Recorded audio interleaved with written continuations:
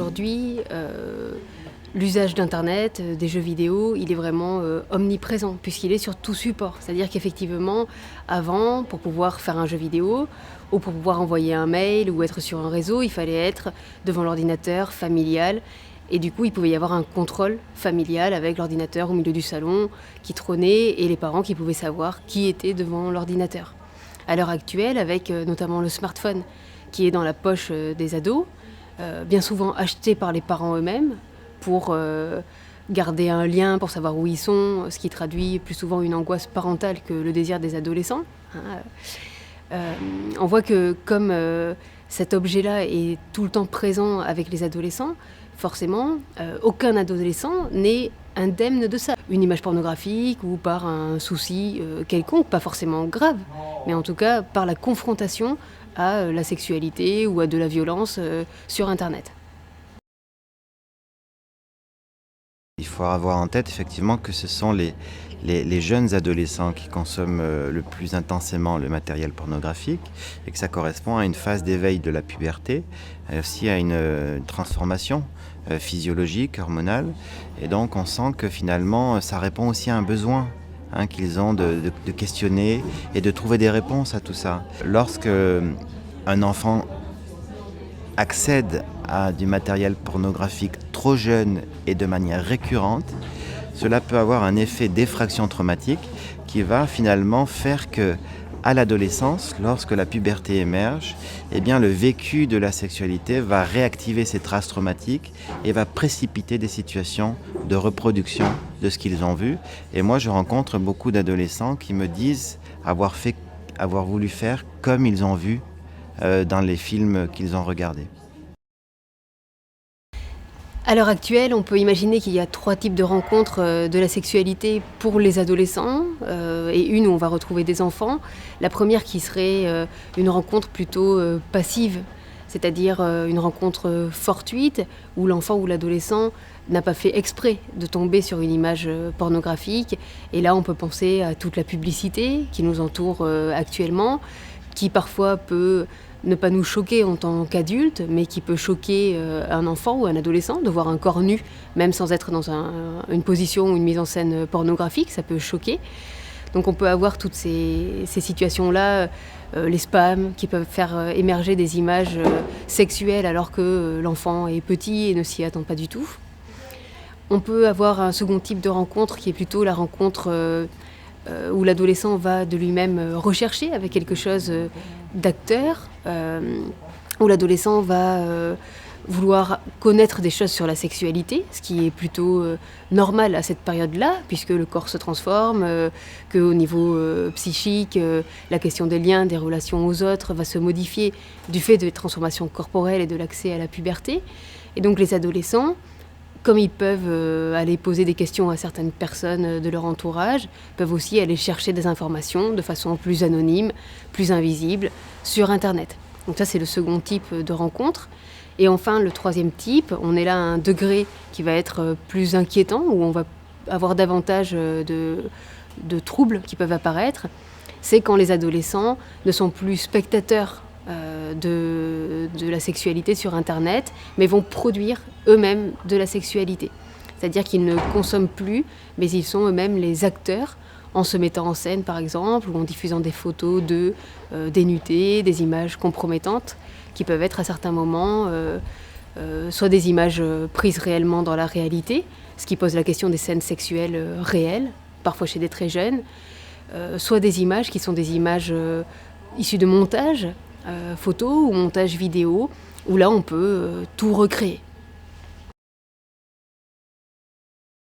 Tous les parents peuvent faire quelque chose. Déjà faire quelque chose, c'est accepter et se rendre compte que l'enfant est concerné par ces questions-là. C'est-à-dire que, notamment à l'adolescence, que l'adolescent grandit et qu'il se pose des questions sur la sexualité, ce qui parfois est difficile à accepter pour les parents parce que ça veut dire aussi qu'ils perdent l'enfant. Et du coup, que si l'adolescent devient un adolescent capable de sexualité, ça les renvoie eux aussi au vieillissement. Ils perdent la place de parents en pouvant devenir potentiellement grands-parents, donc c'est aussi accepter cette perte-là. Mais du coup, par rapport à ça, à partir du moment où ils acceptent ces questions-là, ils acceptent que ces jeunes posent ces questions aussi sur ces espaces numériques. Et c'est là qu'il faut pouvoir accompagner. Et accompagner pour les parents, ce n'est pas être éducateur, ce n'est pas être infirmier, ce n'est pas être psychiatre, psychologue, mais c'est être parent, c'est-à-dire pouvoir répondre à leur façon à certaines questions, parfois ne pas répondre et renvoyer justement sur des spécialistes ou sur d'autres personnes, mais pouvoir ouvrir un espace potentiel de dialogue où l'enfant ou l'adolescent pourra mettre en mots certains questionnements pour éviter justement des passages à l'acte, pour éviter des symptômes qui sont souvent des traductions angoissées de certains questionnements qui ne peuvent pas se mettre en mots. Donc le rôle des parents, il est vraiment là, dans le fait de pouvoir parler tout simplement des réseaux sociaux, des jeux vidéo, comme ils peuvent parler de telle ou telle activité que fait l'enfant.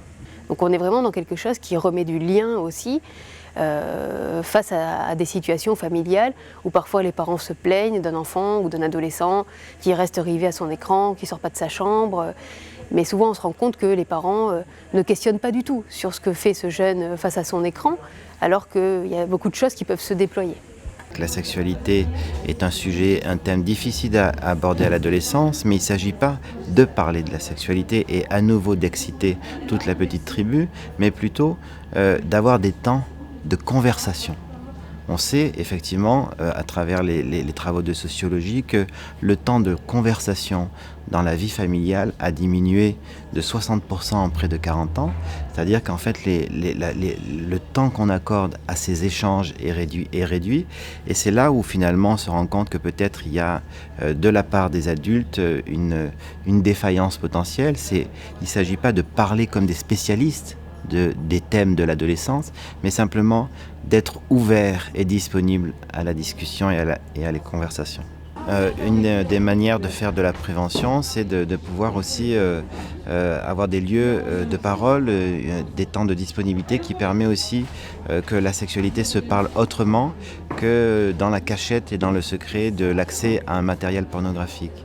C'est vrai que ce qui est important, c'est que les mots vont susciter des images et du sens, tandis que l'image va susciter de la sensation et de la motricité. Et donc on se rend compte que finalement, si les enfants et les adolescents sont baignés d'images sans mots, ils vont devenir plus excités physiologiquement, sensoriellement, et ils vont être aussi plus mobilisés en tant que potentiel d'action, alors que les mots vont permettre de donner un sens, et c'est, je pense, ça qu'ils quêtent finalement à travers cette recherche de scénarios et d'images. Donc il faut vraiment réouvrir des temps de parole pour que les images soient un peu neutralisées dans leurs effets par le mot qui va donner du sens. La parole inscrit l'adolescent dans une relation à l'autre. Et on va pouvoir, à travers ce dialogue, lui faire comprendre et lui faire découvrir que la sexualité, c'est une relation, c'est à deux, c'est une rencontre, alors que si l'adolescent, de manière privée et clandestine, va chercher des images pornographiques, il va se faire une idée de la sexualité qui est une idée solitaire. Et c'est justement là que la souffrance va émerger chez lui, parce que face à ces questionnements, il n'a pas la rencontre d'un autre, d'un tiers qui peut le comprendre, mais il vit ça comme une épreuve ou un challenge.